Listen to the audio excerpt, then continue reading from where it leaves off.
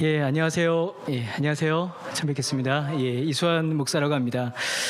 오늘 저는 그 그리스도 중심적 설교를 위한 강해와 교리라는 제목으로 이렇게 좀 여러분과 그 이야기를 좀 나누려고 합니다. 그 나눠드린 강의안이 있으시죠? 근데 강의안은 제가 지금 제목만 이렇게 쭉 좀 나열을 해놨고요. 실제 내용은 이제 또 계속 나누도록 하겠습니다. 먼저 제가 말씀을 좀 드리고 싶은 거는 제가 오늘 이렇게 여러분과 나누는 내용은 어떤 책을 통해서 이제 검증을 받았거나 그런 거 아닙니다. 그래서 전부 다 그냥 제가 어떻게 설교하는지, 제가 가지고 있는 설교에 대한 생각을 여러분과 나누는 거고요. 그래서 어떤 그 학자적인 논리라던가 학적인 이제 그런 내용이 아니라는 거를 제가 좀 미리 좀 말씀을 드릴게요. 그래서 책의 인용이나 이런 것들은 이렇게 크게 없습니다. 그래서 그냥 쭉 들으시면서 하시면 좋겠고요. 그리고 이미 이렇게 여러분이 그렇게 쳐다보시니까 제가 되게 긴장이 되는데 이미 여러분들이 설교하시는 분들이셔서 설교에 대한 내용이 이렇게 새롭지 않을 수도 있습니다. 이미 여러분 다 아시는 내용들일 것 같고요. 그리고 그냥 아시는 내용들을 제가 어떻게 생각하는지만 잠깐 이야기를 나누는 선에서 좀 그렇게 하고 실제적인 내용들, 정말 피가 되고 살이 되는 내용은 나중에 우리 조영민 목사님 통해서 들으시면 좋겠습니다. 이야기를 좀 나눠보겠습니다. 제가 이제 처음에 이 주제를 받고 고민을 이제 시작을 하면서 어떤 생각이 맨 처음 났냐면은 이 질문이 처음에 생각이 났습니다. 설교는 모든 사역자의 이제 사명이자 영광이죠. 근데 동시에 평생 씨름해야 하는 어떤 그런 어려움이기도 합니다. 제게도 이 설교는 늘 큰 짐이자 동시에 기쁨이기도 하죠.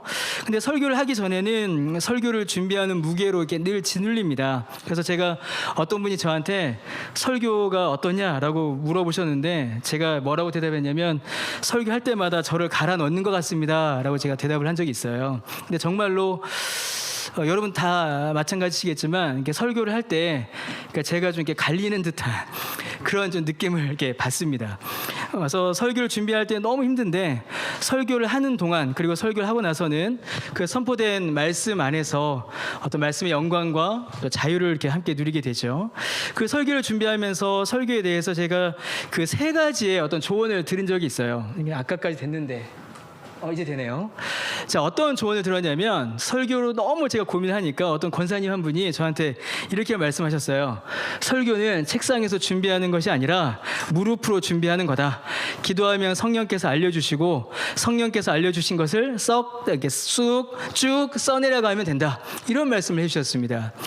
이 기도원에 열심히 다니시던 권사님이세요. 그분이 제가 설교 때문에 너무 힘들어하니까 저한테 이런 충고와 조언을 해주신 거죠. 처음에는 여러분 어떠십니까? 이런 이야기 들으면 어떠실 것 같으세요? 처음에는 굉장히 불쾌했습니다. 굉장히 이분이 어떻게 생각하시고 그러시나? 이 기도원은 그렇게 설교하나? 막 제가 기도원 폄하가 아니고요.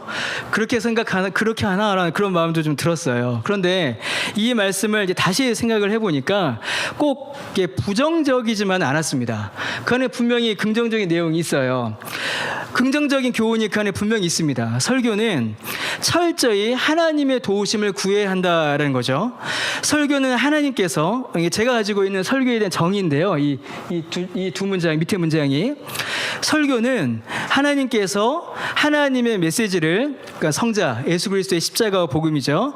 메시지를 하나님 자신의 능력으로, 성령으로 하나님께서 택하신 자, 목사를 통하여서 전하시는 하나님의 일이다.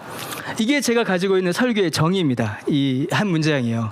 그래서 기도 없이는 결코 설교할 수가 없죠.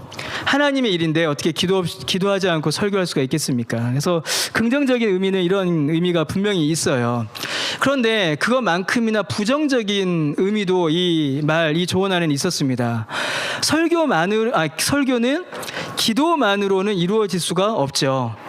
성경 본문에 대한 정확하고 바른 이해는 책상에서 성경과 여러 서적들과 씨름하는 가운데 얻을 수 있다라고 저는 생각합니다. 여러분, 제가 초대에도 말씀드렸지만 어떤 학자의 지지를 받거나 검증을 받은 의견이 아니라 제 의견입니다. 저는 이렇게 생각합니다. 설교는 책상에서 성경과 여러 책들과 씨름하는 가운데서 이렇게 나올 수 있다라고 저는 믿어요. 특별히 기도만으로 이루어지는 설교는 하나님의 뜻을 정확히 알기보다는 오히려 잘못된 해석에 빠질 위험이 너무 크다라고 저는 생각합니다. 그러니까 기도만으로 설교가 이루어진다라고 생각하는 것은 굉장한 제 개인적인 의견으로는 교만이라고 생각을 해요. 우리의 판단, 우리의 생각, 우리의 마음에서 올라오는, 우리의 마음에서 일어나는 생각들이 전부 다 성령께서 주시는 것이면 좋겠지만 그렇지 않은 경우가 더 많기 때문입니다. 여러분도 설교 준비하시면서 느끼시겠지만 저도 가끔은 저를 괴롭혔던 분들의 얼굴이 설교 준비하다가 떠올라요. 이분들을 이걸로 한마디 할까라는 생각이 떠오릅니다. 성령께서 주시는 마음이 아니라고 생각을 해요. 그래서 기도만으로 설교가 이루어진다. 이것도 참 위험합니다. 그래서 하나님의 뜻을 정확하게 알기보다는 오히려 오독과 오해의 위험에 빠질 경우가 많고요. 설교자 개인의 생각이 하나님의 뜻으로 왜곡되거나 심지어는 제가 여기는 안 써놨는데 설교를 방해하는 세상과 사단의 유혹에 빠지기도 쉽습니다. 요즘 오늘날 설교 많이 하시는 유명한 분들 중에 기도하지 않고 설교하는 분들이 있겠습니까? 그런데 그들의 설교가 자꾸 다른 방향으로 이제 벗어나는 거는 자기의 기도, 자기 생각만 의지하기 때문이 아닌가 저는 그렇게도 생각을 해요. 두 번째 조언이 있었습니다. 제가 설교를 너무 어려워하니까 설교는 어려울 수가 없다. 예, 여러분 같은 마음이시군요. 웃는 분들. 화가 났어요. 설교는 어려울 수가 없다. 본문이 말하는 것을 있는 그대로 전하기만 하면 되는데 뭐가 어렵냐? 고민하고 책 볼 시간에 성경 본문을 더 열심히 읽어라. 원문을 더 열심히 해석해라. 라고 저한테 이야기하는 분이 계셨습니다. 그러니까 원어 연구와 이를 통한 본문의 번역, 해설에 최선을 다하시던 한 목사님이 저한테 이런 조언을 해주셨어요. 이분의 말씀도 처음에는 언짢았습니다. 듣기 싫었어요. 예, 아니 설교가 쉽다니 나는 몸을 갈아 넣어라 하면서 설교 준비하는데 이 설교가 쉽다라는 이 말이 사실 좀 크게 와닿지 않았습니다. 근데 이 말도 제가 이제 또 묵상을 했죠. 그러니까 긍정적인 교훈과 부정적인 교훈을 찾아낼 수 있었습니다. 긍정적인 교훈은 여러분 모두가 동의하실 겁니다. 설교의 본질은 오직 성경을 전하는 거죠. 그 외에는 어떤 것도 설교의 내용으로 설교 안으로 들어올 수 없다라고 저는 생각합니다. 그러므로 설교자는요, 성경 본문 연구와 이해에 최선을 다해야 합니다. 설교자 개인의 의견, 세상 철학, 유행하는 사조, 문화 등으로 설교를 꾸미거나 본질을 흐리게 하는 것은 우리가 피해야 합니다. 성경 본문의 의미가 정확하고 바르게 전달하는 일에 초점을 맞추어야 하고 그것이 설교자의 의무다라고 생각을 합니다. 그래서 이 말씀은 저한테 그런 긍정적인 교훈이 되었어요. 근데 부정적인 이해도 있었습니다. 부정적인 이해. 뭐냐면 만약에 원문 해석, 원문 번역, 그러니까 본문의 주해에만 집중한다면 설교가 성경 본문 안에만 갇히는 그런 일이 일어날 수 있다라는 거죠.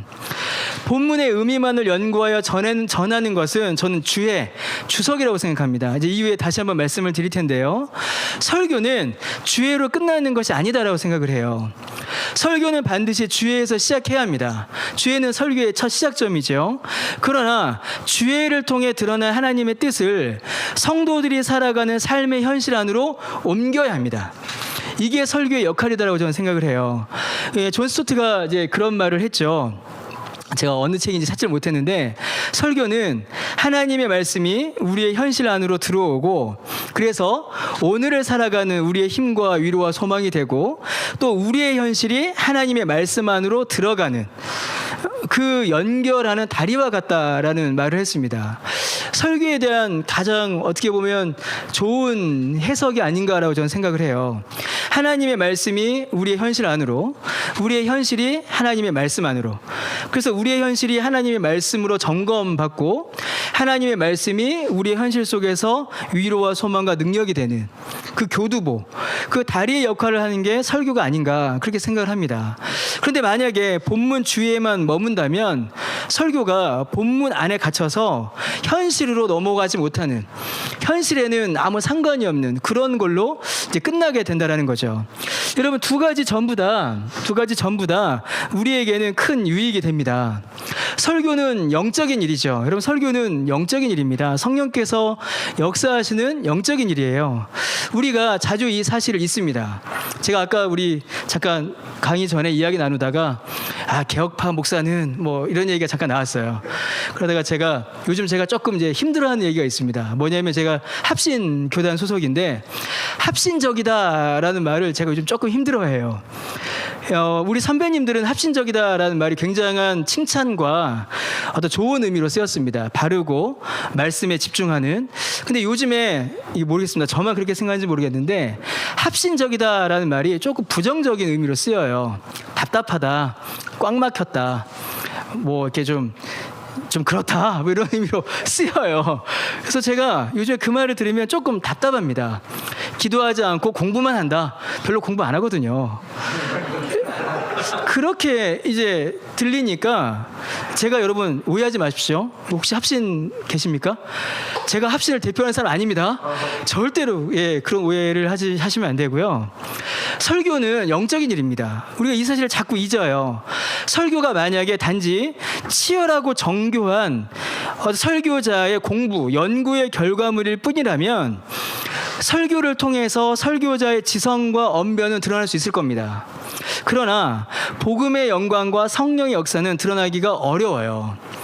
여러분, 설교자는 연설가가 아닙니다. 제가 아까 설교의 정의 잠깐 말씀을 드렸는데, 하나님께서 맡기신 예수 그리스도의 십자가의 복음을 성령의 능력으로 전하는 것, 이게 설교고, 그렇게 하는 사람이 설교자라는 거죠.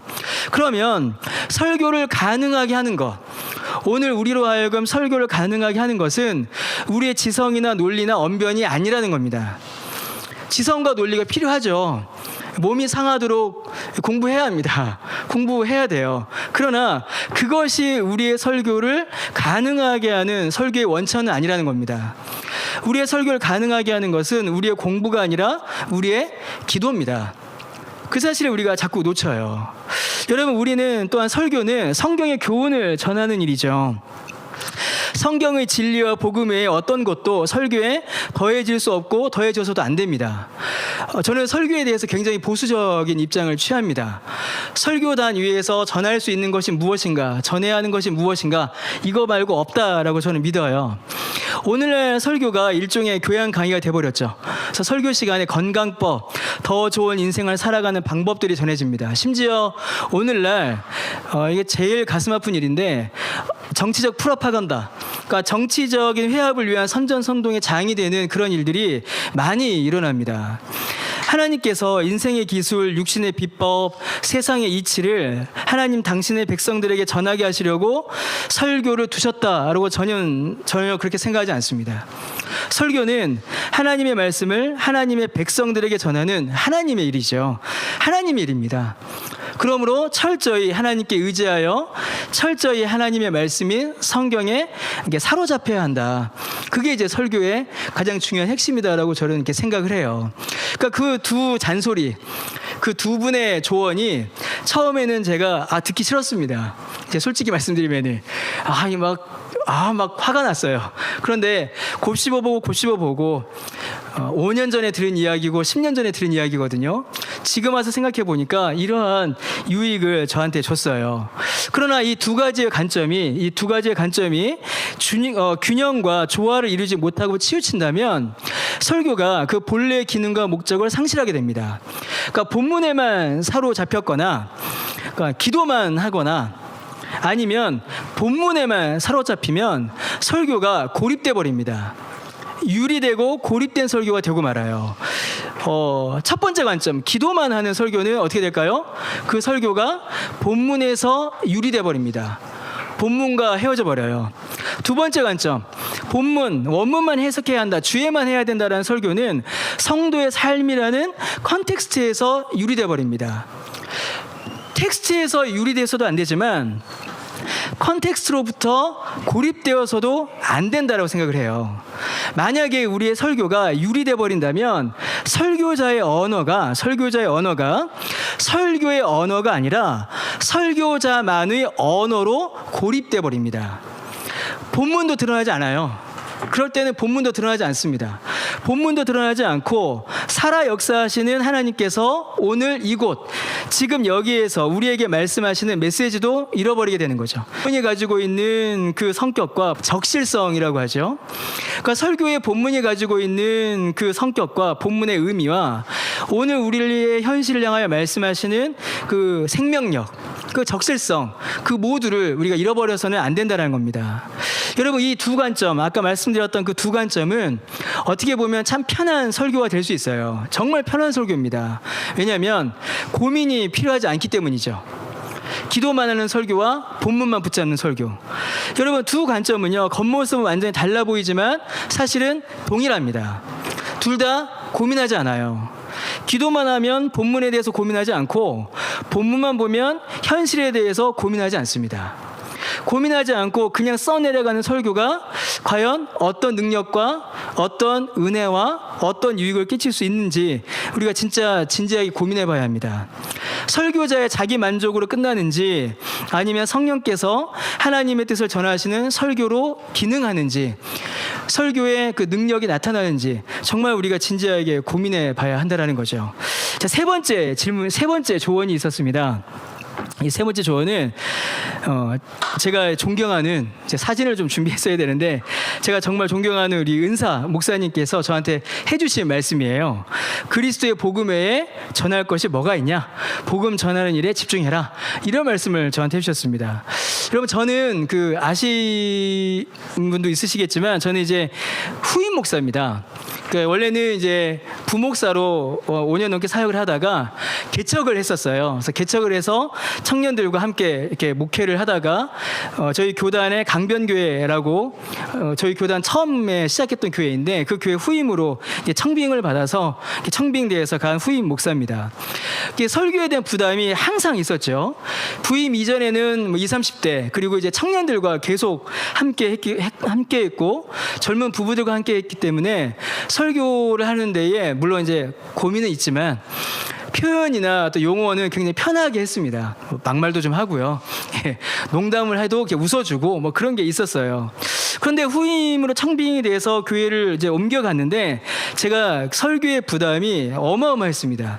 몇 가지 이유가 있었습니다. 뭐냐면 제가 그 부임하여 간 교회가 굉장히 고령화된 교회였습니다. 교회입니다. 지금 교회가 굉장히 고령화되어서 60대면은 아주 청춘이고요. 저희 교회에 어떤 회집이 하면 거의 제가 막내입니다. 저보다 나이 어린 사람들은 잘 안 나타나요. 숨어 있고. 그래서 상당한 이 고령화가 진행된 교회고요. 그 다음에 저희 교회가 이제 강남에 있습니다. 도곡동에 있는데 교인들이 가지고 있는 사회, 경제, 학력 수준이 우리나라 평균보다 높습니다. 제가 그냥 오늘 솔직히 그냥 편하게 말씀드리겠습니다. 평균보다 높아요. 이제 교수들이 많으시고요. 또 교회 구성원들 중에는 이제 법조인들이 상당히 많으십니다. 그래서 그런 분들이 이게 상당한 자리를 차지하고 계시죠. 근데 이분들이 사회적인 경제적인 수준만 높은 게 아니라 신앙의 어떤 경험과 수준도 굉장히 높으세요. 이제 우리 교회를 그 개척하신 분이 김명혁 원로 목사님이십니다. 그러니까 김명혁 교수님, 우리나라 역사신학을 하셨던, 그러니까 이제 그분의 영향을 받아서 교인들이 신앙을 굉장히 공부하는 신앙으로 이렇게 배웠어요. 그러다 보니까 이분들이 가지고 있는 신학과 신앙의 지식이 굉장히 높습니다. 그러니까 집에 가면, 신방에 가면 박윤선 주석이 이렇게 쭉 있는 집이 거의 대부분이에요. 거의 대부분이 박윤선 주석을 쭉 읽고, 그 다음에 뭐 임직이나 뭐 선물하면은 박윤선 주석 성경을 다 이렇게 보세요. 그리고 이제 뭐 그런 일들이 굉장히 많습니다. 그러니까 신앙의 지식이나 수준도 높죠. 그러니까 굉장히 제가 긴장을 할 수밖에 없었습니다. 그러니까 뭐만 하면은 다 아는 거예요, 이분들이. 가장 어려웠던 게 뭐냐면요, 이 마지막 갈등입니다. 갈등. 이게 제일 어려웠습니다. 이념 갈등, 정치 갈등이죠. 강남입니다. 저희 교회가 강남에 있고 고령화돼 있고 중년이고 사회 경제적 수준이 평균 이상이에요. 여러분, 이분들이 가지고 계신 정치적 성향은 거의 한결같습니다. 다른 말이 통하질 않아요. 예. 제가 뭐라고 말씀드리진 않겠습니다만 그냥 하나로 뭉쳐 있습니다. 그분들 중에는요, 신앙과 이념을 분리해서 균형을 맞추는 분들도 계시지만 강하게 자신의 정치적 입장을 주장하는 분들도 계세요. 제가 처음에 겪었던 가장 큰 어려움 중에 하나가 뭐였냐면 저에게 정치적 입장 표명을 요구하는 분들이 계셨습니다. 그래서 설교 시간에 당신이 갖고 있는 정치적 입장을 명확하게 표현해라. 그러지 않으면 나 설교 못 듣는다. 그렇게 저한테 요구하시는 분도 계셨어요. 제가 어느 쪽을 택하든 제 설교는 교회를 분열시키는 도구가 될 것이 뻔합니다. 그런 강요, 어떤 그런 분위기가 계속 이어졌습니다. 한동안. 지금은 일절 없습니다. 지금은 이제 저한테 포기를 하신 거죠. 아무리 해도 저 사람은 정치 얘기 안 한다. 이게 이제 아예 드러났기 때문에 저한테 이제 그런 얘기 안 하세요. 설교자로서 제가 한계가 느껴졌습니다. 여러분, 사실 우리가 비난할 사람들은 그분들이 아니에요. 제가 그분들을 제가 지금 비난하는 게 아닙니다. 정말로 욕을 먹어야 되는 분들은 이 나라와 민족을 사랑하는 선한 마음을 자기 이익을 위해서 악용하는 그분들이 비난을 받아야죠. 여러분, 이분들이 비난받을 게 아니에요. 그 나쁜 설교자들이 비난을 받아야 합니다.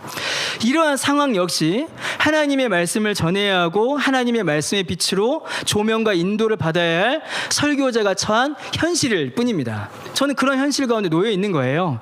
이제 그런 고민을 갖고 제가 이제 우리 은사 목사님을 찾아갔죠. 누구시냐면 이제 합신에서 조직신학 가르치시는 김병훈 목사님이십니다. 제가 이제 김병훈 목사님 담임하실 때 부목사로 같이 5년, 6년 같이 또 사역을 했었고 또 학교에서 배웠고 막 지금도 제가 막 괴롭힙니다. 예. 그 목사님을 찾아갔어요. 그래서 그 목사님께서 저한테 해주셨던 말씀이 이 말씀입니다. 그리스도의 복음에 전할 것이 뭐가 있냐? 복음 전하는 일에 집중해라. 여러분, 제가 이 말씀을 드리기 전에 좀 우리가 먼저 좀 고민해 봐야 될 것이 하나 있어요. 잠깐 다른 주제이지만 제가 이 말씀과 이어지는 건데 우리가 설교자로서 정말 고민해 봐야 할 것이 있습니다. 과연 한국교회 설교자들이 성도들의 삶과 현실에 대해서 논할 만큼의 수준인가를 우리가 정말 진지하게 고민해 봐야 합니다. 이게 조금 아프고 불편할 수 있지만 우리 설교자들 모임이니까요. 지금 우리가 좀 편하게 한번 이야기 나누면 좋겠습니다. 여러분, 목사가 한때 지역에서 선생이던 때가 있었어요. 한때 존경받던 때가 있었습니다. 일반 대중의 지적 수준이 낮을 때 글을 읽고 쓰는 능력이 뛰어난 목사는 충분히 선생으로 역할을 했죠. 그래서 선생의 대접을 받았어요.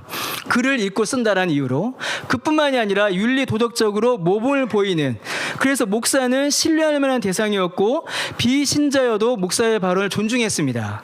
근데 여러분, 오늘날 그렇습니까? 오늘날 그러신가요? 어디 가서 돌이나 안 맞으면 다행입니다. 이제 솔직한 말씀이에요. 제가 식당 가서 저희 교육자들이랑 밥 먹을 때 제발 큰 소리로 목사님 좀 부르지 마라. 제가 부탁합니다. 저희 부교육자 한 분 중에 목소리 크신 분이 있거든요. 목사님! 뭐 이래요. 제발 부탁이다. 박 목사, 너도 목사라면 쪽팔리 창피하잖아. 우리 좀 조용히 있자. 제가 부탁을 해요. 여러분, 우리가 과연 목사라는 칭호가 요즘 존경받는 시대인가 고민해 봐야 합니다. 두 가지 때문이에요. 목사에게 들을 것이 없기 때문입니다. 목사들이 하나님의 말씀을 정확하게 전하는 일에 실패했습니다. 자, 우리 좀 솔직히, 제가 잘했다고 드리는 말씀이 아니에요. 제가 솔직히 말씀드리는 겁니다. 성도들이 하나님의 말씀을 듣고 싶고 성경에 대한 진리의 교훈을 듣고 싶은데 목사님들이 설교 시간에 그것을 말하지 않으니까 목사에게 들을 것이 없는 겁니다. 그러니까 실망하죠. 두 번째로 목사들에게 볼 게 없다라고 해요. 볼 게 없다. 모범, 본을 보이지 못하는 겁니다. 목사에게 들을 게 없고 볼 게 없으니 여러분, 누가 목사를 존경하겠습니까? 여러분, 성도들이 만나는 수많은 인생의 문제들이 있습니다. 수많은 인생의 문제들과 수많은 갈등과 수많은 고민들 속에서 성도들이 정말 피 터지게 싸워요. 제가 솔직히 얘기합니다. 목사인 저는 이제 어떻게 말하냐면 저는 온실에서 자라는 화초와 같아요. 저는 하나님께서 저를 딱 보시고, 여러분 이야기 아닙니다. 저의 얘기예요. 하나님께서 저를 딱 보시고, 이놈 새끼 이거는 세상에 놔두면은 말라 죽을 게 뻔하다. 그러니까 이놈은 세상을 못 견디니까 교회라는 온실 속에 둬야겠다. 그래서 저를 하나님께서 교회라는 온실 속에 두신 것 같아요. 저는 저를 그렇게 봅니다. 왜냐하면 저의 과거를 생각해 보면 충분히 그러고도 남거든요. 그래서 성도들은 하나님께서 보실 때에 얘네들은 세상에서 싸울만 하다 싶으니까 세상에 두신 것 같아요. 제가 볼 때는. 성도들이 정말 피나는 싸움을 합니다. 그 싸움을 하고 교회에 와서 하나님의 말씀을 통해서 주의 말씀을 듣고 목사를 통하여서 성도로서의 삶의 모범을 이제 보려고 하는 거예요. 근데 목사가 설교 시간에 성경 이야기하지 않고 딴 얘기하고, 목사의 뉴스가 종교란이 아니라 사회란에 자꾸 나고, 그런 사상 속에서 목사에 대해서 어떻게 여러분 존경하고 목사의 설교를 듣겠습니까? 그 청교도들이 설교에 대해서 몇 가지 얘기했지만, 제가 기억하는, 제가 이렇게 마음에 꽉 담겨 있는 게 있는데, 하나는 목사는 혀로 밭을 가는 사람이다라는 이야기를 했다라고 해요. 제 전도사 때 저희 담임 목사님이셨던 목사님께서 저한테 이렇게 얘기해 주셨습니다. 목사는 혀로 밭을 간다. 여러분, 이게 얼마나 무섭습니까? 혀로 이 맨바닥을 가는데 그만큼의 수고와 노력이 필요하다라는 거죠. 두 번째로, 설교자는 두 번 설교하는데 한 번은 강대상에서 설교하고 한 번은 강대상 아래에서 설교한다. 강대상에서 말했던 그 설교가 강대상 아래에서 삶으로 나타나지 않으면 그거는 설교가 아니다. 청교도들이 그렇게 이야기했다라고 제가 목사님께 들었습니다. 그 두 말이 제게 좀 깊게 남아 있어요. 그럼 과연 우리가 청교도만큼 못하겠죠. 어떻게 하겠습니까? 최소한 그러한 기준, 그러한 내용들이 우리 가운데 나타나는가를 이제 고민해 봐야 된다는 겁니다. 이러이러한 고민을 안고 제가 김병호 목사님 찾아갔어요. 그래서 목사님께 물어봤습니다. 어떻게 할까요? 그러니까 아까 보여드렸던 이 말씀을 저한테 해주셨어요. 네가 배운 거 전하고, 전할 수 있는 거 전하고, 전해야 하는 거 전해라. 배운 거 전하고, 전할 수 있는 거 전하고, 전해야 하는 거 전해라. 예수 그리스도의 십자가와 그의 복음 외에 네가 뭐 전할 수 있겠냐? 성도들에게 네가 정치를 가르칠래, 법을 가르칠래, 경제를 가르칠래? 성도들이 너보다 더 전문가인데 너는 네가 배운 거 전해라. 저한테 그렇게 말씀을 해주셨습니다. 이 말씀이 설교자로서 저의 정체성과 사명, 사역과 또 실제 설교에 큰 전환점이 됐어요. 예전에 저희 교회 부목교역자 한 분이 저한테 목사님 어떻게 그리스도 중심적 설교를 하십니까? 제가 물어봤습니다. 그러니까 제가 뭐라고 했냐면, 야, 하고 싶어서 하는 게 아니라 할 수밖에 없어서 한다라고 제가 얘기했습니다. 다른 말을 할 수 없는 상황에서 오직 전할 수 있는 건 그리스도 중심적 설교밖에는 없었던 거죠. 그래서 오히려 더 복음을 붙잡게 됐습니다. 그런데 여러분, 저한테 이 그리스도 중심적 설교가 굉장한 유익이 됐는데, 이 그리스도 중심적 복음 설교가 전해지면서 이 설교가 다른 모든 주제와 사상과 지식을 다 덮고 무엇보다 먼저 그리고 많이 전해야 하는 설교의 주제라는 것을 제가 더 확인하게 됐죠. 그래서 더 어떻게 보면 더 이 그리스도 중심적 복음 설교에 제가 많이 더 이렇게 좀 집중되는 그런 경향이 좀 보였습니다. 그리고 그 설교의 유익은 뜻밖에도 제게 가장 크게 주어졌는데, 그리스도 안에서 제 자신이 가장 먼저 위로와 소망을 이제 실제로 경험하는 일들이 일어났습니다. 자존감이 이제 바닥을 치고 회의가 몰려오고 막 앞이 보이지 않는 절망이 닥쳐오던 때가 상당히 있었습니다.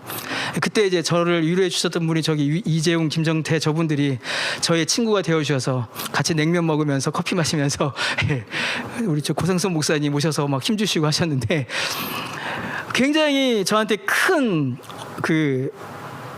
다운되는 일들이 많이 있었습니다. 이게 설교자로서 과연 이게 목회를 이어간다는 게 과연 합당한가? 하나님 나라에 이게 과연 이게 합당한 일인가? 그런 고민이 상당히 있었어요. 그런데 제가 그리스도 복음 중심적 설교를 하면서 그 설교를 제가 들었습니다. 이 표현이 참 재밌죠. 설교를 하면서 제가 그 설교를 들었어요. 그러다가 제가 은혜 받고 제가 많이 울었습니다. 이게 참 뭐라고 해야 되지? 다중인격도 아니고 유체이탈도 아니고 제가 설교하면서 그 설교의 목소리가 제 귀에 들리는 거예요. 참 신비한 경험인데, 그러면서 제가 그 은혜로 이제 회복되는 일들, 그래서 결국 나를 살리는 것이 그리스도의 십자가와 복음이다라는 것을 제가 이제 좀 경험하게 됐죠. 그래서 그리스도 중심적 복음 설교는 이제 저에게 있어서는 어떤 연구의 결과이거나 제가 의도한 방향성은 아니었던 것 같아요. 제가 그걸 의도하진 않았던 것 같습니다. 그냥 어쩔 수 없이 그렇게 하게 됐고, 그 은혜와 능력을 경험하고 나서 그것을 전해야겠다라는 마음의 소원이 자연스럽게 이어져 간 것 같습니다. 은혜 받았으니까, 그러니까 받은 은혜를 전해보자. 그러므로 그리스도 중심적 복음 설교를 위한 가장 그 중요한 전제이자 제가 오늘 이제 여러분께 드리고 싶은 말씀의 핵심이자 결론은, 제가 이제 뭐 결론을 다 지금 미리 말씀드리고 싶은데 이겁니다. 이게 사실은 제가 오늘 여러분께 드리고 싶은 말씀의 전부예요. 여기서 사실 그만해도 됩니다. 예. 그리스도의 은혜를 여러분이 먼저 경험하시고 그리스도의 복음 안에 거하며 그 은혜를 늘 묵상하셔야 합니다. 그게 설교자로서, 신자로서 우리를 살리고 지치지 않게 하고, 또 그리스도 중심적 복음 설교가 우리 안에서 자연스럽게 나올 수 있도록 이끌어주는 가장 중요한 결론 같습니다. 여러분 시시하시죠? 여러분 기대를 좀 제가 무너뜨리고 있지 않은지, 이 금쪽 같은 월요일 날 일부러 시간 내서 오셨는데, 그냥 전 이거밖에 없습니다. 결국 이거 제가 오늘 이제 말씀을 드리는 거예요. 이게 우리 안에 자리 잡을 때에 그리스도 중심적 복음 설교가 이루어진다라고 저는 생각합니다. 조금 이제 보죠. 예, 저한테 주어진 시간이니까 하겠습니다. 강해, 교리, 이제 그리스도 중심적 설교에 대해서 하나씩 좀 나누어서 설명을 드리겠습니다. 방금 말씀드렸던 것처럼 그리스도 중심적 복음 설교는 제게는 아주 자연스러운 설교의 정의이자 형태입니다. 어떤 의도성을 가지고 어떤 연구의 결과로 나왔다기보다는 이제 그냥 자연스럽게 나왔어요. 사실 저는 그리스도 중심적 설교를 의도한 적이 별로 없었습니다. 이게 좀 어떻게 들리실지 모르겠는데, 저의 설교가 그리스도 중심적이라는 것도 제가 안 게 아니라 어느 분께서 저한테 당신의 설교는 전형적인 그리스도 중심적 설교입니다라고 말씀해 주셔서 제가 그때 알았습니다. 아, 그렇구나, 내가 그리스도 중심 설교를 해왔나 보구나라고 그때 제가 알게 됐어요. 그 작년에 밑에 써놨네요. 제가 작년에 그 목회와 신학에서 그 최경락 목사님과, 고신대 최경락 목사님과 이제 인터뷰를 한 적이 있습니다. 어떤 인터뷰였냐면 그 설교에 대한 인터뷰를 해서 이제 목회와 신학에 나왔는데, 우리 조영민 목사님 먼저 하셨죠. 그다음에 제가 이어서 했던 것 같아요. 교리와 설교의 자연스러운 만남을 주선한 젊은 설교자라는 제목으로 인터뷰를 잠깐 했었습니다. 그때 이제 최경락 목사님께서 저의 설교를 이렇게 평가해 주시면서 이제 그리스도 중심적 설교다라는 말씀을 해주셨고, 더하여서 저한테 뭐라고 하셨냐면 설교학적인 용어에 익숙하지 않다라는 평가를 좀 해주셨어요. 그래서 이 평가가 저와 저의 설교에 대한 가장 정확한 평가가 아닐까 싶습니다. 여러분, 저에게 설교는 자연스러운 신앙생활입니다. 그냥 신앙생활이에요. 설교 자체가. 우리 모두가 같겠지만 저도 그 설교를 통해서 복음을 처음 접했고, 설교를 통해서 은혜 받았고, 설교를 통해서 회심과 결단과 헌신을 경험했습니다. 신앙의 모든 순간에 설교가 있었고요. 설교를 통해서 시작되고 이어지고 변화되고 열매 맺었죠. 그래서 여러분, 제게 있어 설교는 어떤 특정한 연구 과정의 활동이 아니라 신앙생활 그 자체입니다. 그냥 신앙생활과 설교는 그냥 항상 이어져 있었어요. 지금 저는 단지 설교를 듣던 자리에서 설교를 하는 자리로 옮겨졌을 뿐이고, 설교자가 된 지금도 저는 설교 듣는 것이 가장 중요한 신앙의 기둥 중 하나입니다. 그래서 이제 아무래도 우리 교회에서 제가 설교를 제일 많이 하는데, 저희 그 교육자분들의 설교할 때 제가 제일 열심히 듣습니다. 왜냐하면 그 설교를 듣지 않으면 제가 공급을 받지 못하기 때문이에요. 지금도 저에게 있어 설교는 가장 중요한 신앙생활입니다. 신앙생활이에요, 그냥. 그런 점에서 강해와 교리 역시 제게는 아주 당연하고 자연스러운, 그냥 이게 뭐라고 표현드려야 될지 모르겠는데 그냥 자연스러운 신앙의 흐름입니다. 성경을 읽고 이해하고 전하는 것이 설교라면 그 성경을 순서대로 본문을 삼아 그 내용을 전달하는 강해, 당연한 설교의 형태로 저에게 이게 다가왔죠. 강해 설교라는 말을 제가 알게 된 것도 제가 사역을 시작하고 신학교 한 3학년 졸업할 때쯤에 돼서야 강해 설교라는 용어를 제가 그때서야 알았습니다. 그러니까 얼마나 제가 이 공부를 예, 안 했는지 아시겠죠? 예. 그때서야 이게 강해 설교라는 게 있구나라는 용어를 그때 알았어요. 근데 그 전까지 제가 섬겼던 교회에 그때 제가 들었던 설교자들 전부 다 강해 설교를 하셨던 것 같아요. 그러니까 책 한 권을 정해서 쭉 이렇게 설교하는 그런 설교였죠. 제가 생각하는 교리도 마찬가지예요.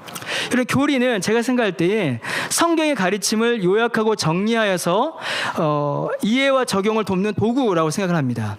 성경의 교훈을 여러 지식, 특히 철학과 논리학의 구조와 용어를 빌려 좀 더 쉽고 분명하게 또 이해할 수 있도록 정리한 것이 교리다라고 생각을 해요. 처음 교리를 배울 때 제가 느낀 겁니다. 그러므로 교리와 설교가 이어지는 것은 당연한 거죠.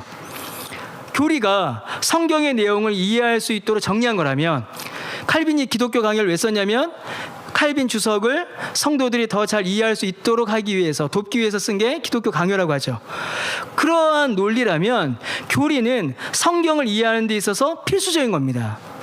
성경의 내용을 읽었다면 그것이 우리 안에 체계적으로 자리 잡아야 하고, 체계적으로 자리 잡은 지식이 우리 사고와 판단과 행동에 변화를 일으켜서 어떤 지침으로 주어져야 하는데, 그 역할을 하는 게 교리이기 때문이에요. 그러므로 여러분, 저에게는 모든 성경의 주제이신 그리스도가 성경을 전하는 설교의 주제인 것은 당연하고 자연스러운 겁니다. 아마 여러분도 다 그렇게 생각하실 겁니다. 성경의 내용을 요약 정리해서 설명하는 교리가 그리스도를 전하는 일에 있어서 중요한 도구가 되는 것도 당연하고 자연스러운 거죠. 그러니까 저에게 있어서는 여러분, 설교와 강해와 교리와 그리스도 중심성이 사실 이렇게 하나로 이렇게 쭉 연결되어 있습니다. 이게 파편화되어서 따로따로 제 머릿속에 자리를 잡지 않고 그냥 처음부터 한 그 설교라는 이름 안으로 그냥 하나로 들어온 것 같아요. 아마도 제가 그 설교학을 통해서 설교를 배우지 않았기 때문에 제가 이런 이해를 가지고 있지 않은가 싶습니다. 이게 설교학 교수님들한테 굉장히 죄송한데요. 저는 솔직히 말씀드리면 신학교에서 설교를 설교학보다는 성경신학과 조직신학에서 저는 설교를 배웠습니다. 그러니까 성경신학을 통해서 성경이 무엇이고 어떻게 읽어야 하는지를 배웠고, 조직신학을 통해서 그 성경의 내용과 교훈, 특히 복음을 어떻게 전달해야 하는지를 저는 이제 배운 것 같아요. 저희 합신에 설교 교수님 훌륭하신 분 너무 많으십니다. 그 시간을 좀 더 열심히 배웠다면 제가 좀 더 설교를 잘했겠죠. 그런데 저는 그 설교학보다는 성경신학과 조직신학 안에서 설교를 이제 배운 것 같아요. 더하여서 저는 설교를 설교자들을 통해서 설교를 배운 것 같습니다. 그러니까 정말 하나님께서 제게 주신 큰 은혜가 뭐냐면, 제가 부교육자 생활할 때 함께, 그러니까 저랑 제가 섬겼던, 저를 지도하셨던 담임 목사님들이 너무나 탁월한 설교자이셨어요. 일산에 있는 현산교회라고 있는데요, 최덕수 목사님이라고 계십니다. 그분의 설교를 통해서 개혁주의 설교가 무엇인가, 청교도 설교가 무엇인가를 그분을 통해서 배웠고요. 김병훈 목사님의 설교를 들으면서 교리와 그리스도 중심적 복음 설교가 어떻게 이어지는가를 설교를 들으면서 배운 것 같아요. 그러니까 조직신학, 성경신학, 교회 설교, 이렇게 설교를 배우다 보니까, 또 그분들이 그렇게 설교하시다 보니까 그렇게 제 안에서 설교가 이렇게 좀 이렇게 자리를 잡아간 것 같습니다. 그래서 여러분, 이미 여러분 설교 잘 하시겠지만은 정말 좋은 설교자를 이렇게 컨택하셔서 이렇게 듣고 많이 읽으시는 것도 큰 유익이 되는 것 같습니다. 이렇게 설교가 좀 정리가 됩니다. 강해는 표현이 있으니까요, 설교의 원천이 되고요, 교리는 설교의 구체화가 되고요, 그리스도 중심성은 설교의 열매로 이렇게 자리를 잡게 되는 것 같습니다. 이 부분이 좀 중요한데요. 여러분, 저는 적용을 설교의 열매라고 생각하지 않습니다. 저는 그러니까 설교자에게 있어서요, 적용은 설교의 내용이라고 저는 생각을 해요. 그러니까 설교의 내용을 구성할 때에 적용은 반드시 있어야죠. 반드시 그 적용이 있어야 되고 적용점을 전달해야 한다고 생각을 합니다. 그런데 그 적용의 열매를 맺으시는 분은 성령님이라고 생각을 해요. 설교자가 설교를 통해서 맺어야 하는 열매는 뭐냐면, 제가 생각하기에 그리스도의 은혜와 그리스도를 아는 지식을 전하는 것, 그리스도를 드러내는 것이 설교자와 설교의 열매라고 저는 생각을 합니다. 물론 그것을 전하는 데에 있어서 설교의 내용 안에 적용이 분명히 있어야겠죠. 적용을 빼서는 안 됩니다. 적용이 있어야 됩니다. 근데 그 적용을 열매 맺게 하시는 분은 성령님이시고요. 그것까지 우리가 어떻게 하겠습니까? 그러나 설교자가 최소한 그리고 최대한 힘을 내어서 맺어야 될 열매는 그리스도를 드러내는 것, 그리스도를 알려주는 것이 아닌가, 저는 그렇게 생각을 합니다. 자, 강해에 대해서 조금 말씀을 드릴게요. 이 강해 설교에 대한 내용은요, 제가 초두에 말씀드렸듯이 어떤 책을 정리한 게 아닙니다. 제가 어떤 학자들의 의견이 아니라 그냥 제가 어떻게 강해 설교를 생각하는지, 어떻게 강해 설교 해나가는지 그 얘기를 드리려고 해요. 여러분, 이제 가장 먼저 본문을 정하는 일이 저한테는 가장 중요합니다. 어떤 책을 전할 것인가, 또 어떤 본문을 전할 것인가, 이게 저에게는 가장 중요한 강해 설교의 첫 번째 주제예요. 설교할 본문을 정하는 일이 굉장히 중요합니다. 어떤 목사님께서는 창세기부터 요한계시록까지 순서대로 설교하는 분도 계시지만 저는 사실 그렇게 하지 않습니다. 저는 구약과 신약을 번갈아 가려면서 설교를 하는데요, 그것도 상황에 따라 다릅니다. 제가 어떻게 본문을 정하냐면요, 여러분 강의 안에 제가 안 적어놓은 것 같은데 아마 제가 창피해서 안 적어놓은 것 같습니다. 저는 본문을 어떻게 정하냐면 우연히 갑자기 돌발적으로 정합니다. 저는 1년 설교 계획을 못 짭니다. 1년 설교 계획을 쫙 짜서 언제부터 언제까지 이거 하고 그 다음 이거, 저는 그렇게 못하고요. 굉장히 우연히 갑자기 돌발적으로 저는 설교 본문을 정합니다. 먼저는 이제 성경 묵상과 기도를 통해서 정할 때가 많아요. 그러니까 매일 성경을 저희가 교회가 사용을 하는데 자연스럽게 본문에 대한 연구, 또 설교 주제들이 매일 쌓이죠. 매일 그걸 이제 새벽에 설교하고 구역 예배 인도하고 구역장들 가르치기 때문에 그 내용들이 계속 쌓여요. 그래서 그것을 보다가 그걸 가지고 성경책을, 그러니까 저희 강의를 해야 될 책을 정할 때도 있습니다. 그런데 그러한 경우는 거의 없습니다. 제가 5년 지금 강변교회에서 5년 넘게 하면서 한 번 그랬던 것 같습니다. 딱 한 번. 거의 그런 일은 없어요. 그냥 읽고 묵상하고 나중에 설교할 자료로 그냥 쌓아놓는 선에서 멈춥니다. 대신에 이제 새벽에 기도할 때에 이제 하나님께서 그 말씀을 묵상하는 중에 본문을 이제 생각나게 하실 때도 있고, 기도해야 됩니다. 그래서 새벽 기도 시간이 저는 조금 긴장되는 시간입니다. 왜냐하면 하나님께서 또 어떤 말씀을 깨닫게 하실까라는 그 기대가 좀 있기 때문이에요. 그래서 그 시간에 다음 책 혹은 다음 주에 해야 될 설교 본문이 좀 결정이 돼요.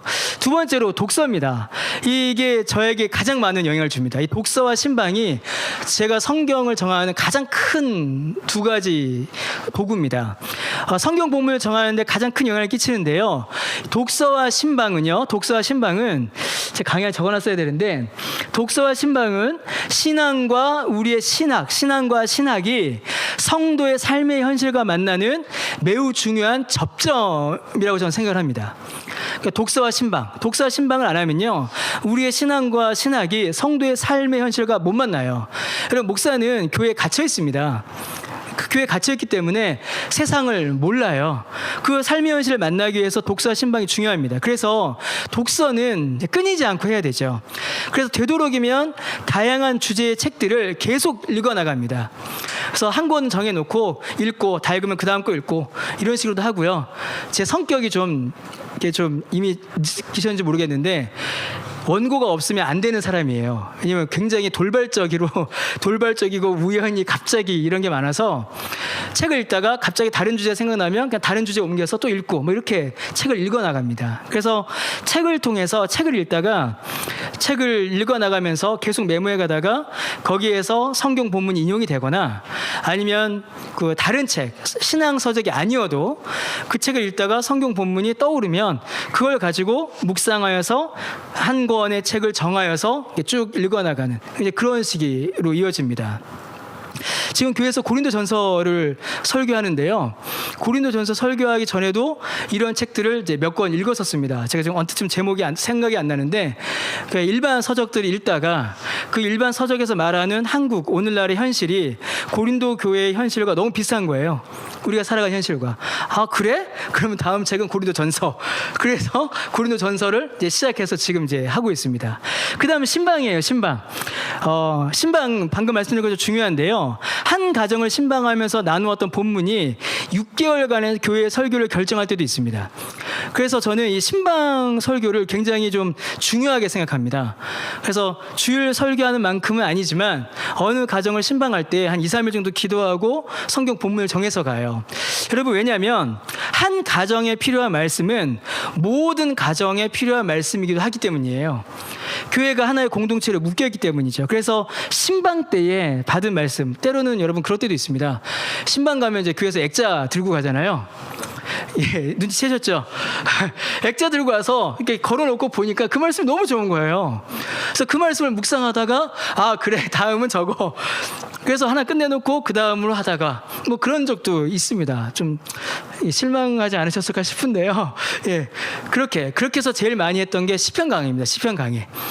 시편 강해를 그런 식으로 많이 했어요. 어떤 73편, 뭐 51편, 그다음에 뭐 119편은 하다 말았네요. 예.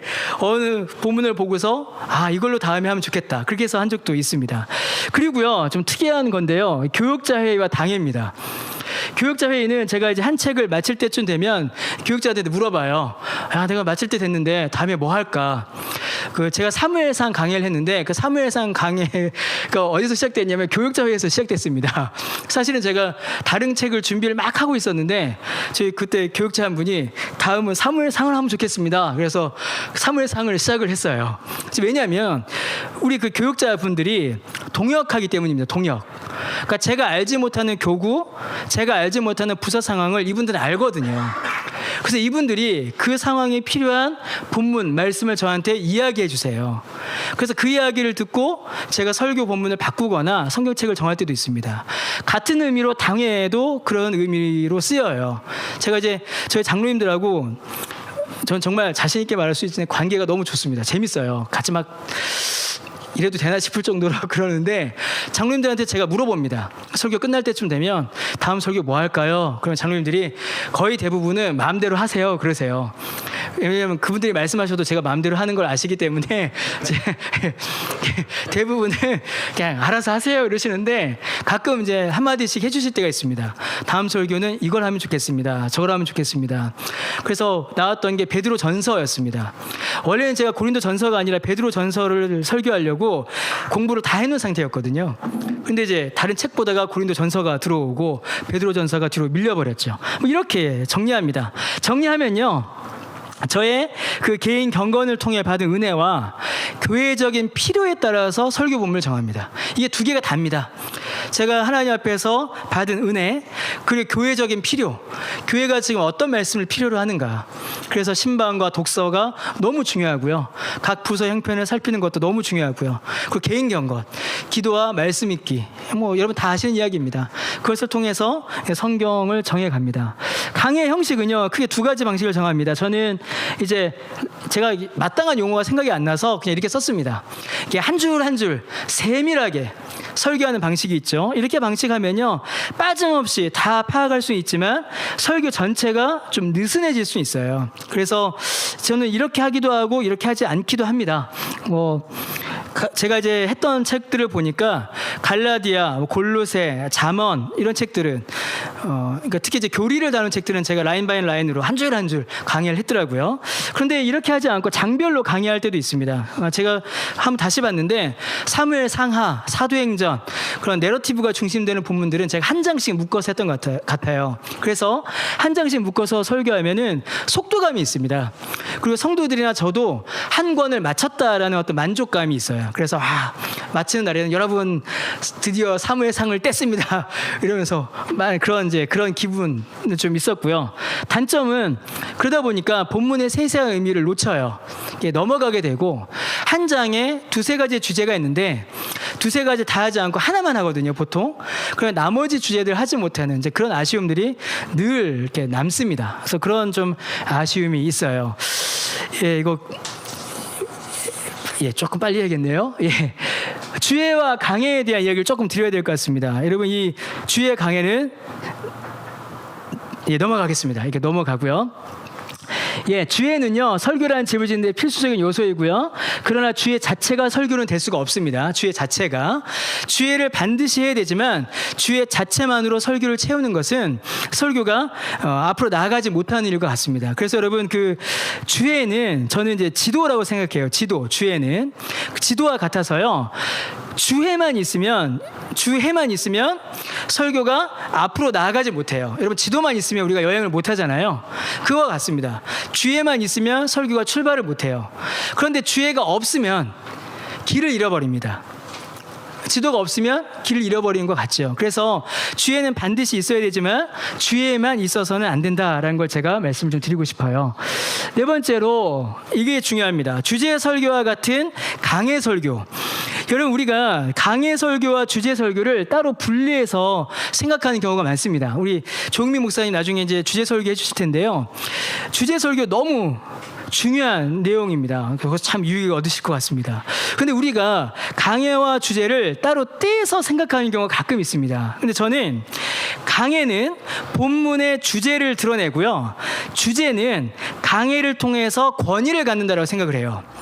어떤 주제를 전할 때에 강해적인 바탕이 없으면 그 주제가 그 성경적 권위, 영적 권위를 얻기가 힘들지 않은가, 저는 그렇게 생각합니다. 그 주제가 합당한 권위를 얻으려면 강해의 받침이 있어야 되고요. 강해를 충실히 하다 보면 주제가 함께 나타나게 되는 거죠. 그래서 강해 없이 주제만을 말하면 성경 전체의 교훈에서 벗어나는 경우가 생기고, 주제 없이 강해만을 전하면 회중은 구체적인 적용점 없이 본문의 해설을 듣는 데서 그칠 때도 있어요. 그래서 이 주제와 강해를 항상 함께 가야 되는 것이 아닌가라고 생각합니다. 저는 이제 늘 강해를 합니다. 성경을 쭉 읽어 나가는데 강해를 할 때에 저는 본문의 문법적 해석, 어떤 강해적인 교훈, 본문의 줄거리, 본문의 내러티브보다 저는 본문이 말하는 신학적 교훈과 주제에 더 초점을 맞춰요.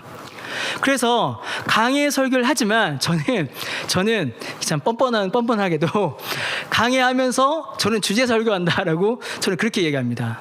그래서 제가 그 사무엘상 그 책에 앞에 서문에도 써놨는데, 강해 설교보다는 주제 설교로 더 마음을 두고 이제 강해를 하려고 해요.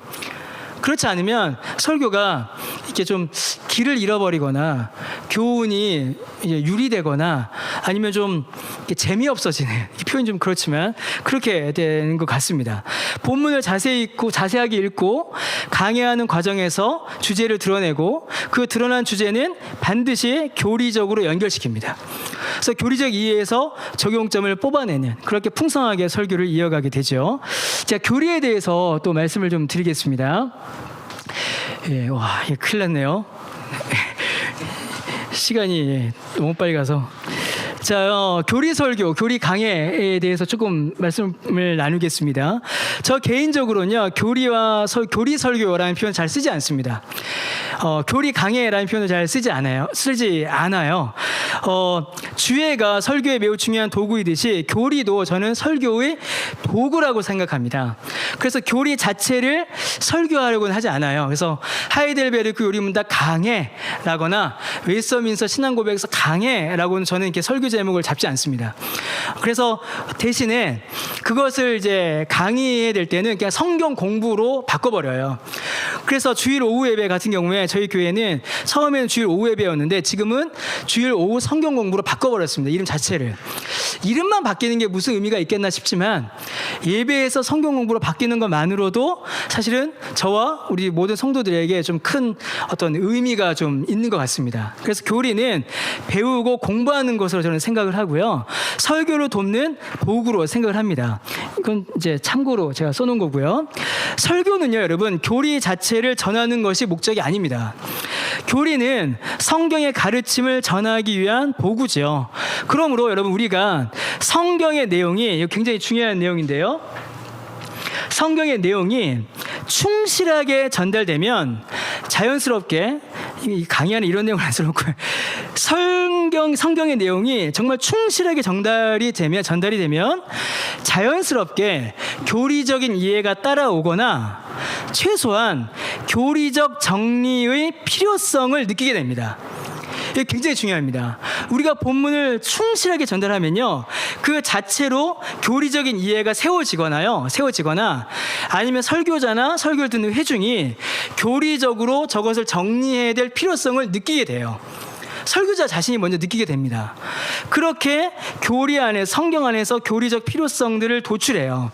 본문의 교훈에서 교리적 이해와 설명의 필요성이 자연스럽게 도출되는 것이 설교와 교리의 가장 이상적인 연결이다라고 저는 생각합니다.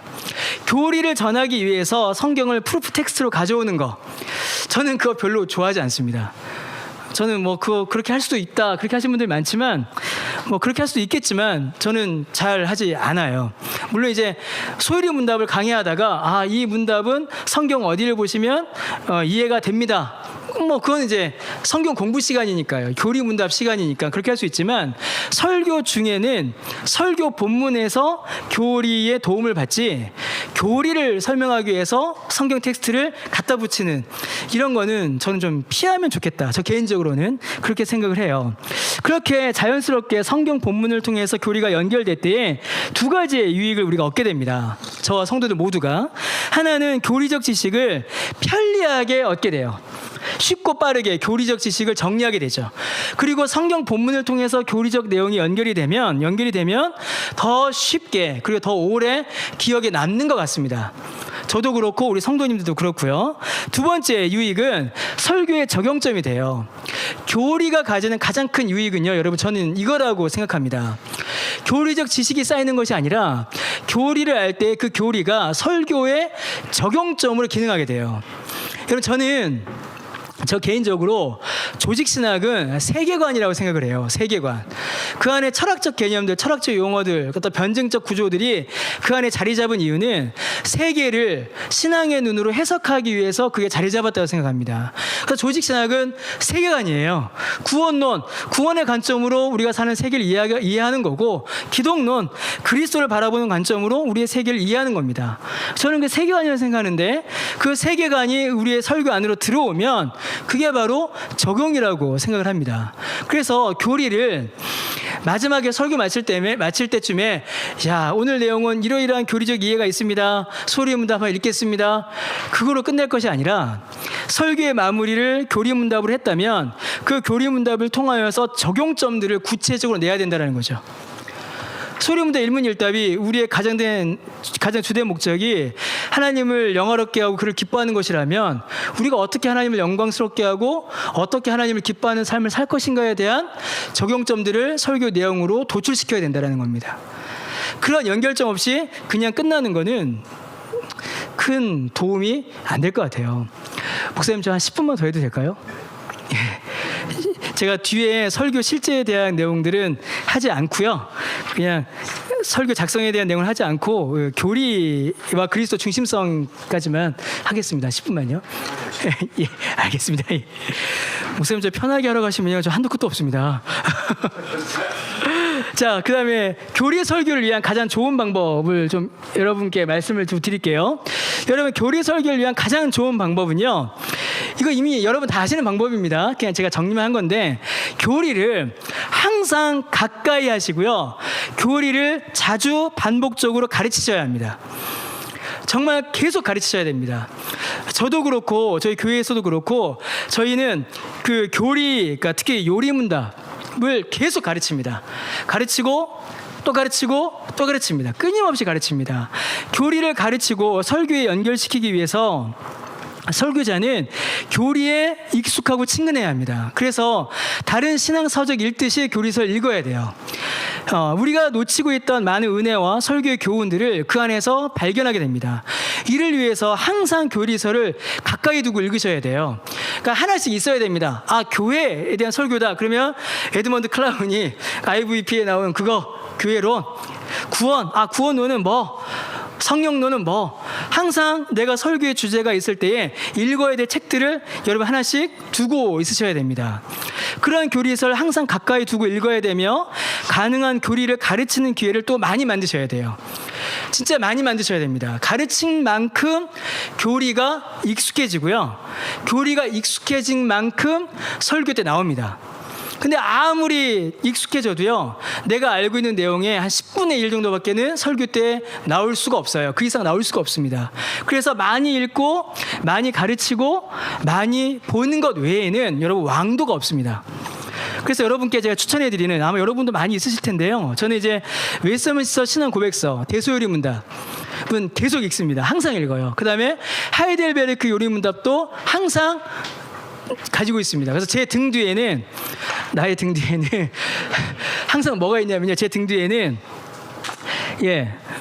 황희상 선생이 쓰신 특강 소요리 문답 상하와 김병훈 목사님이 쓰신 소그룹 양육을 위한 하이델베르크 요리 문답이 항상 제 등 뒤에 있습니다.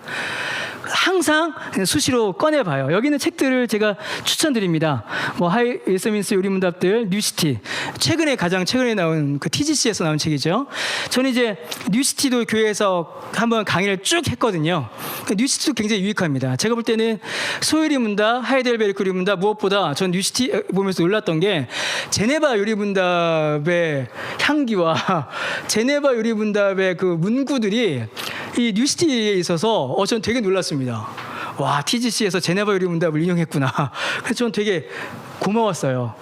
제가 예전에 부목사 때 제네바 요리 문답을 강의했었는데, 와, 그래, 내가 틀린 게 아니었어 라는 위로와, 야, 팀킬러도 본 걸 내가 봤구나 라는 그런 위로를 좀 받았습니다. 여기 있는 책들 여러분께 좀 추천을 드려요. 제가 강의안을 다 프린트하고 나서 마지막에 제가 이 책이 생각이 났습니다. 최신 조직신학, 개혁교회 교의학, 그 최근에 나온 책이죠. 이 책도 굉장히 여러분께 도움이 되고요. 주제별로 잘 모아놔서 설교하다가 주제를 찾을 때 검색해 보면 좋고요. 그리스도인 합당한 예배, 이것도 너무 좋습니다. 저는 이제 우리나라에서 번역되기 전에 옛날에 이제 영어로 봤었는데 그때도 큰 유익을 얻었고요. 번역되고 난 뒤에도 너무 좋았습니다. 그러니까 설교하다가, 이게 김병호 목사님한테 배운 건데, 설교하다가 어떤 주제 딱 막히면 보통 이 두 책을 열어보면 해당되는 주제에 대한 내용이 설명이 되어 있어요. 그래서 유익을 많이 얻고요. 뉴시티 문답 좋고요. 그 다음에 제 등 뒤에, 나의 등 뒤에 항상 나를 도우시는 두 권의 책입니다. 그래서 여러분 다 아시는 책들이죠. 특히 이제 특강 소요리 문답은 그 내용과 해설도 굉장히 유익하지만, 저는 특별히 이 책이 좋은 게 그 전달 방식이에요. 구조 방식, 이해할 수 있는 방식을 나누어 놓은 거, 이게 저는 굉장히 큰 도움이 됐고, 이 책은 저와 김병호 목사님 같이 이제 교회 사역할 때 쓰신 책이라 뭐 너무 좋습니다. 그 최신 조직신학, 저 책은 이제 지금 절판이 돼서 안 나오는 것 같은데, 교리의 기초를 다시 한번 정리할 때, 그리고 성경과 이해 연결시킬 때 너무 좋고요. 이 책은 이제 지금 곧 근간이 되죠. 1, 3권이 먼저 나왔나요? 저는 이제 다 나올 때까지 안 살려고 기다리고 있는데, 얼마 전에 조엘 비키 목사님이 이제 개혁주의 설교원권에서 강의하시면서 이 책에 대해서 말씀을 해주셨어요. 근데 조엘 비키 목사 뭐라고 했냐면, 저는 정말 놀란 게, 이 책을 단순한 조직신학으로 쓴 게 아니라 각 챕터마다 마지막에 송영을 넣어놨다라고 하시는 거예요. 그러니까 이 교리를 가지고 어떻게 하나님께 예배드리고 어떻게 하나님을 찬양할 것인가에 대한 교리적 송영, 그러니까 말 그대로 송영을 그 후에 달아놨다. 그래서 교리 공부가 어떻게 하나님께 올려드리는 송영이 될 것인가에 대한, 여러분 조엘 비키, 폴 스몰리 벌써 마음이 뛰지 않으십니까? 그래서 제가 영어로 살려다가 꾹꾹 참고 번역될 때까지 제가 옛날 같았으면 샀을 텐데 기다리고 있습니다. 그래서 이 책들 제가 추천드리고요. 설교와 교리의 접점, 이 부분도 중요하죠. 본문과 교리가 연결되지 않겠습니까? 이 본문과 이 교리가 연결되는 그 인용을 우리가 잘 해야겠죠. 먼저는 개요를 작성할 때 설교 그 교리의 인용의 포인트를 잡아갑니다. 개요를 작성하고 성경 본문과 설교 전체의 구조를 잡아가는데요. 설교 전체의 구조를 잡아갈 때 반드시 그 안에, 우리가 칼빈이나 로이드 존스가 아니기 때문에 그 안에 반드시 논리적, 신학적 빈틈이 생깁니다. 설교 구조를 잡아가다 보면요. 그러면 그 빈 고리가 뭐냐면 바로 교리가 필요한 부분이에요. 저는 이제 그렇습니다. 설교를 쭉 이렇게 개요를 작성하다가 비워요. 논리가 점프하거나 뭔가 어색해요. 그럼 그 부분에 교리를 찾아보면 거기에 연결 고리들이 나타납니다. 이게 제가 첫 번째 개요 작성하면서 하는 거고요. 두 번째, 개요 작성하다가 또 뭘 하냐면요. 주제가 드러납니다. 설교의 대략적 틀이 완성되면 설교 전체가 지향하는 주제가 드러나죠. 철저한 강해가 주제를 선명하게 드러납니다. 그때에 이 주제를 선명하게 전달하기 위해서 필요한 도구가 있는데 크게 두 가지의 도구가 있어요. 애화가 있고 교리가 있습니다. 애화도 주제를 선명하게 드러내는 데 있어서 아주 중요한 도구가 됩니다. 근데 저는 애화보다는 교리를 먼저 선택합니다. 애화가 없으면 설교가 건조해지는 부정적인 평가를 받을 수 있습니다. 재미가 없어져요. 그래서 저희 교인들도 저보고 맨날 재미없다라고 합니다. 설교가 답답하다, 재미없다, 뭐 그래요. 근데 뭐 그냥 합니다. 그러려니 하고 교인들도 그냥 그러려니 하고 들으세요. 제가 언제 그런 적이 있었냐면 장황한 예화를 하다가 설교가 엉망이 된 적이 있습니다. 그래서 저는 장황한 교리보다 단순한 교리, 짧은 교리가 훨씬 더 설교의 주제를 명확하게 한다라고 저는 생각을 합니다. 그래서 오히려 그러니까 처음에는 빈 고리를 찾고요. 두 번째는 주제를 명확하게 하는데 교리를 인용하고요.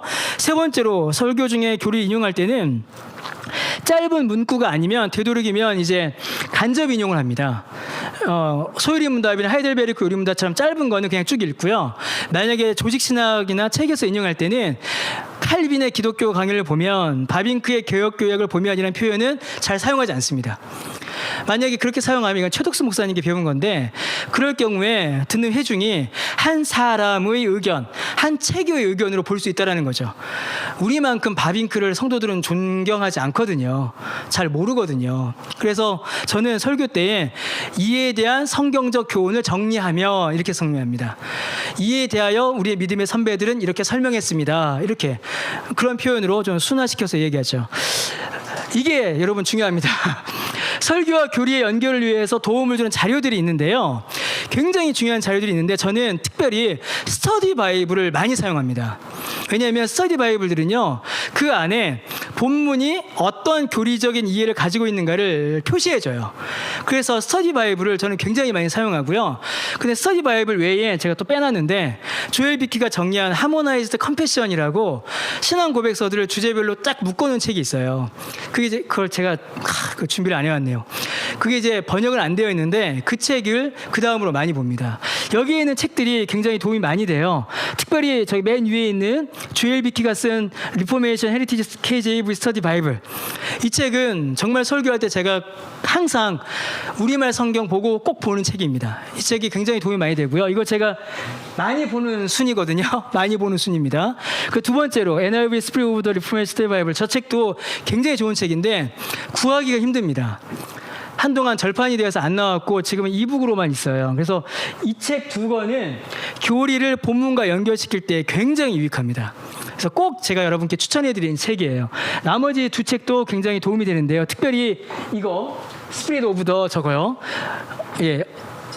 이 책들, 시스테마틱 티올로지 책도 참 제목은 멋진데 이 앞에 있는 두 책들만큼 이렇게 도움을 잘 안 줍니다. 아주 제목은 너무 멋져서 제가 스터디 바이블 덕후라 웬만한 스터디 바이블은 제가 다 있거든요.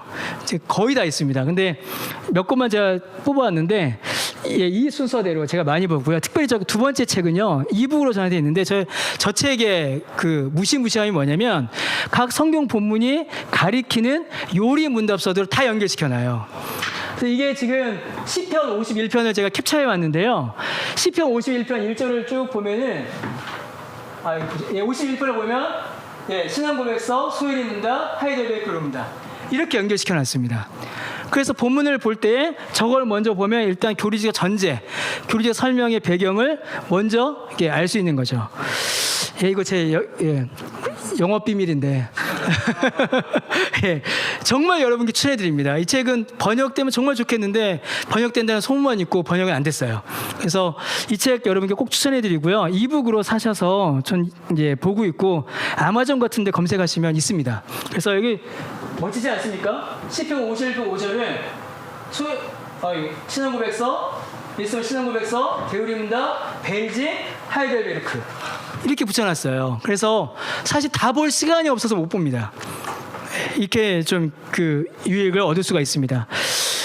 예, 큰일 났습니다. 예. 죄송합니다. 예. 그리스도 중심성, 결국에 이거 이야기하려 왔기 때문에요.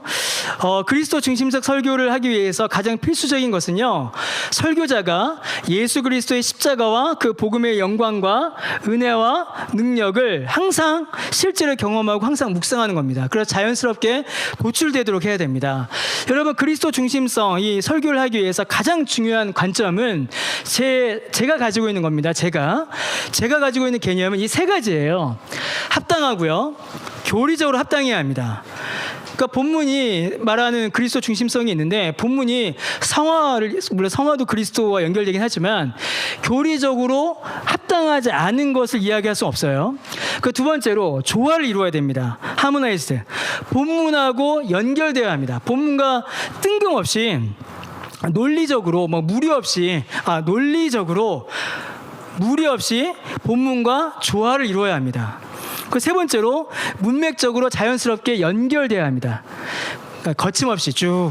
그러니까 이 세 가지 관점이 이 그리스도 중심적 설교를 함에 있어서 항상 이게 생각하고 있어야 된다는 거죠. 자, 여기서 예수님을 이야기하고 싶어요. 근데 아무리 예수님을 이야기하고 싶다 하여도 교리적으로 합당하지 않거나, 본문이 말하고 있는 교리와 합당하지 않거나, 본문이 말하고 있는 내용과 조화를 이루지 않거나, 혹은 설교 전체의 흐름과 그것이 자연스럽지 않다면 과감하게 넘어가는 일도 필요합니다. 여러분, 이 그리스도 중심적 설교는요, 사실은 어떻게 보면 가장 쉬운 설교예요. 왜냐하면 성경이 말하는 그리스도와 교리를 그냥 그대로 전하기만 하면 되거든요. 그런데 만약에 그리스도 중심적 설교가 쉽기만 하다면 그것은 잘못된 설교일 확률이 굉장히 높습니다. 그리스도 중심적 설교는요, 매우 어렵고 수고스럽습니다. 굉장히 많은 수고가 필요해요. 성경 전체의 내용과 교리에 대한 상당한 이해가 반드시 전제되어야 하고요, 그리스도를 드러내는 그 내용을 본문 안에서 찾아내야 합니다. 여러분, 본문이 항상 그리스도를 말하는 게 아니거든요. 여러분, 잠언 그리스도 찾아내기 굉장히 어렵습니다. 그거 어떻게 우리가 찾아낼 수 있겠습니까? 그런데 그 그리스도가 숨겨져 있는 그런 내용들을 우리가 찾아내야 되고, 꽁꽁 숨겨져 있는 것들을 찾아내는 노력이 굉장히 필요하기 때문입니다. 최대한 성경 본문과 교리에 부합하여 자연스럽게 그리스도가 드러나야 하는데, 어떤 경우에는 아전인수격 해석이 될 때가 있어요. 그리고 어떨 때는요, 그리스도 중심적 설교를 하신다라는 분들의 설교를 들어보면 결론이 항상 똑같아요. 그리스도를 바라보자, 그리스도를 닮자, 그리스도를 믿자, 이렇게 끝날 때가 있습니다. 여러분, 그러면 이렇게만 마무리가 되면 정말로 본문이 말하는 교훈 자체에 접근하지 못하고 멈출 때도 있어요. 그래서 이 리저너블, 하모나이즈, 플루언트, 이 세 가지 개념을 머리에 두고 본문에서 그리스도를 찾아내고 발견하고 연결하는 수고, 그리고 그 수고를 위해서 교리서나 다양한 교리를 이제 도움을 받는 그런 작업들이 이제 필요하죠. 그래서 억지 논리로 해서는 안 됩니다. 억지 논리로 그리스도를 드러내기보다는 필요하다면 과감하게 그리스도 생략하고요, 성경 본문이 말하는 교훈에 집중하는 것도 저는 때로는 필요하다고 생각합니다. 그러나 거의 대부분의 경우에는요, 아무리 다양한 주제를 논하여도 결국 그리스도를 향하는 것 같아요. 결국에는 그리스도를 향합니다. 잠언도 제가 잠깐 아까 말씀드렸지만 결국 잠언 설교를 해도 모든 지혜의 근본이신 예수님을 바라보게 됩니다. 결국에는 바라보게 되고, 제가 이제 설교하면서 가장 은혜 받았던 것 중에 하나가 욥기에서 그리스도를 발견한 책들을 보면서 제가 은혜를 많이 받았고, 제가 또 설교하면서도 욥기에서 그 그리스도의 고난을 묵상하는 그 과정들이 참 많은 은혜가 있었던 것 같습니다. 본문에서 이제 그리스도를 찾아야겠죠. 크게 이제 저는 이제 4가지 정도입니다. 4가지 정도에서 그리스도를 찾으려고 해요. 선명하게 드러날 때가 있습니다. 직분들, 그리스도의 삼중직들이 설교에서 인용될 때는 반드시 저는 그냥 그리스도와 연결하려고 합니다. 특히 그 외에 남편, 주인 이런 표현들 등장하면 저는 직접적으로 연결하려고 대부분 많이 하고요. 두 번째는 대조를 통해서 연결합니다. 예표들의 실패, 왕들의 실패, 선지자들의 연약함, 뭐 이런 내용들 보면서 그리스도의 성공, 그리스도의 완전하심을 묵상하려고 하죠. 특히 가와 나 첫 번째와 두 번째 같은 경우에는요, 제가 아까 말씀드렸던 그 더 리포메이션 헤리티지 KJV 스터디 바이블 주엘 비키가 쓴 그 책을 보시면 큰 도움을 많이 받을 수 있으십니다. 저도 그 책 통해서 많이 유익을 얻었고요. 그리고 이제 청교도들의 서적들, 청교도들의 설교를 보시면 이 첫 번째와 두 번째 관점에 대한 유익을 정말 많이 얻습니다. 저도 정말 많이 얻었습니다. 옛날에 지평선 책들 보면서 정말 큰 유익을 얻은 것 같아요. 그래서 청교도들의 설교를 통해서 유익을 얻을 수 있고요. 이야기 속에서 그리스도를 찾을 수 있습니다. 성경에 기록되어 있는 많은 내러티브들, 어떤 인물의 인물사들 통해서 뭐 요셉이라든가 여러분 다 아시는 내용입니다. 그런 내용들 통해서 이야기할 수 있고요. 그리고 많은 참고 도서들 통해서 또한 그리스도를 이제 발견할 수 있습니다. 예, 제가 여기까지 말씀드렸고요. 하나만 말씀을 드리고 제가 좀 말씀을 이제 마무리하겠습니다.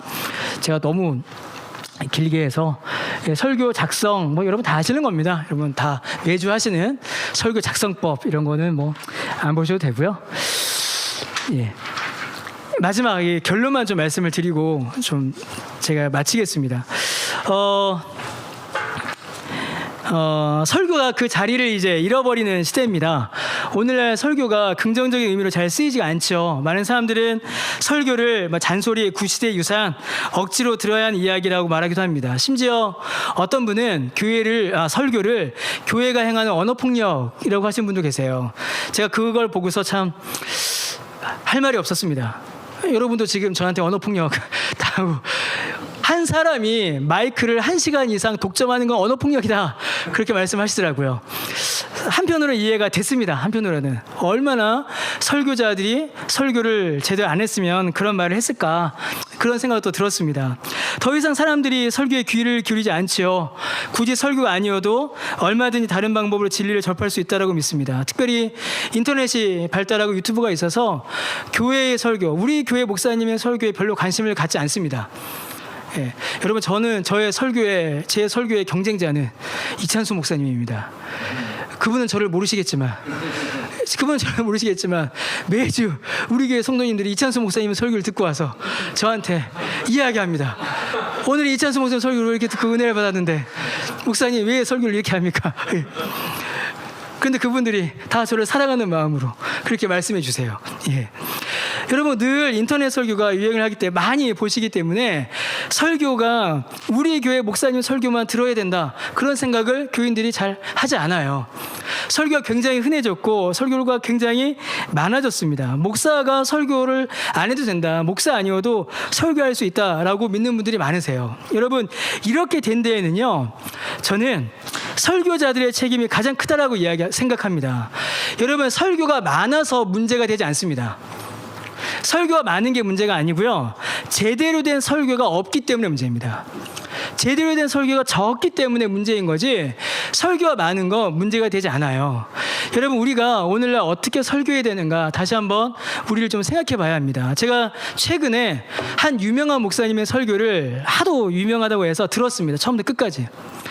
듣기 힘들었습니다. 제가 솔직히 말씀드리겠습니다. 설교 내내 자신의 결정과 행동의 정당성을 과시했어요. 설교라기보다는 자기 이념과 사상에 동조하는 그룹들을 모아놓고 죄송합니다 이런 말씀드려서 일종의 팬미팅처럼 하는 제가 설교를 들었어요. 아무리 바르고 옳은 사상을 주장하여도 또 행동을 했다 하여도 자기 자신을 드러낸다면 그건 과연 설교를 할 수 있는가? 그건 차라리 나아요. 그건 차라리. 심지어 더 심각한 설교 오염과 오염이 한국 교회를 채워가고 있습니다. 이건 뭐 언급할 필요가 없죠. 그래서 참 마음이 아프고 답답합니다. 한국교회 세태는 설교의 세태와 함께 왔다라고 저는 생각을 해요. 그리고 많은 분들이 그렇게 이야기하십니다. 그러면 역으로 한국교회 회복은 설교의 회복에 있다라고 저 또한 믿습니다. 하나님께서 늘 그렇게 하셨듯이 또다시 한국교회 안에 우리를 통하여서 설교를 회복시키신다면 그것을 통해서 또다시 한국교회가 회복될 것이라고 믿습니다. 그 김병호 목사님이 저 신학교 다닐 때 전도사 때 저를 앉혀놓고 목사님 저 유학을 가고 싶습니다라고 제가 얘기했습니다. 제가 한때 공부에 헛된 꿈을 한번 품은 적이 있거든요. 공부하고 싶다라는 헛된 꿈을 품었었는데 그때 김병원 교수님이 목사님이 야, 뭐 하려고 공부를 하냐, 공부하지 마라. 당신께서는 그렇게 공부를 하셔놓고 예, 저한테는 야, 공부하지 마라, 뭘 공부를 하냐 그러시면서 저한테 이 한마디를 해주셨어요. 이게 제 평생의 좌우명이 됐습니다. 성경과 교리를 신실하게 가르치는 교회의 교사가 되라. 예, 저와 여러분과 이 말을 좀 나누고 싶습니다. 하나님께서 저와 여러분을 목사로 부르실 때에 이 부르심으로 부르셨다라고 생각합니다. 그래서 이렇게 우리가 또 교회의 교사로서 성경과 교리를 잘 이렇게 전하면 하나님께서 또 복되게 사용하실 것이다라고 그렇게 믿습니다. 예, 저는 여기서 마치겠습니다. 긴 시간 너무 들으시느라 수고하셨습니다. 감사합니다.